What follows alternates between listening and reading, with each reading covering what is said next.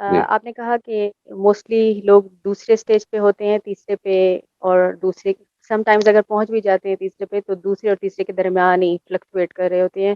तो उनके कुछ डिसीजंस पहले दूसरे के अकॉर्डिंग होते हैं और कुछ तीसरे के। तो जी, मैं अगर अपना तज्ज़िया करूँ तो मेरे साथ ऐसे हो रहा है क्योंकि हम एजुकेट कर रहे हैं खुद को इस्लामिक टीचिंग्स के साथ, तो अगरचे तब्दीली आ रही है, लेकिन अभी भी बहुत जगहों पे मैं दूसरे स्टेज के काम कर लेती हूँ। अंदर से ठीक है, इंटरेस्ट तो है कि मुझे तीसरे पे जाना है, लेकिन अमली मैदान में ऐसा नहीं कर पाती।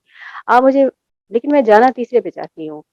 ठीक। तो कौन-सी ऐसी स्ट्रैटेजीज़ हैं जिनको मैं इम्प्लीमेंट करूँगी ताकि मैं ये इंटरनली अपने ग्रोथ कर सकूँ?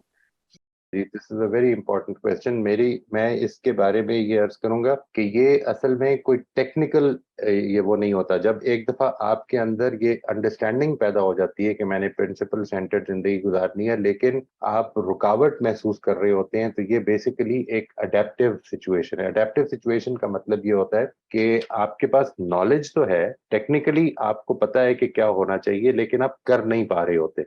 और उसमें कुछ हमारी अंदर की असम्पशन्स मौजूद होती हैं जी, जो हमें रुकावट डाल रही होती हैं। जब हम उन असम्पशन्स को ओवरकम करना शुरू कर देते हैं, हमारी गलती क्या है ये देखिए, हमें जो करना चाहिए था हम कोशिश करते हैं कि वो कर दें, अपने आप को फ़ोर्स करके वो कर डालें कि जो ठीक था। लेकिन इससे नहीं होगा, ये आम तौर पर न्यू ईयर्स रेज़ोल्यूशन आपने सुना होगा कि 1 जनवरी को हम ये कहते हैं कि कोई फ़ैसला करो, कोई अच्छा काम जो इस साल आपने शुरू करना है, और तकरीबन 6 जनवरी तक हम इस फ़ैसले पर कायम रहते हैं और 7 जनवरी को भूल चुके होते हैं और फिर फ़रामोश कर देते हैं और नहीं, ये नहीं हो सकता। ये जो एस्पेक्ट है कि हमने इस तरह की सिचुएशन में जो आपने फरमाई ओवरकम कैसे करना है, इसके लिए एक पूरी एक्सरसाइज़ करते हैं जी हम। एक रेजिस्टेंस टू चेंज है हमारे अपने अंदर। वो जो रेजिस्टेंस है उसको ओवरकम कैसे करना है? इस पर मैं एक यानी ये अनफॉर्चुनेटली इतना इतना टेक्निकल सा टॉपिक है कि मैं अगर यहाँ पे बयान करने लगूँगा तो बात समझ में नहीं आएगी, लेकिन मैं इसकी एक एक्सरसाइज़ करता हूँ जो ओवर पीरियड ऑफ टाइम होती है जी। इसके लिए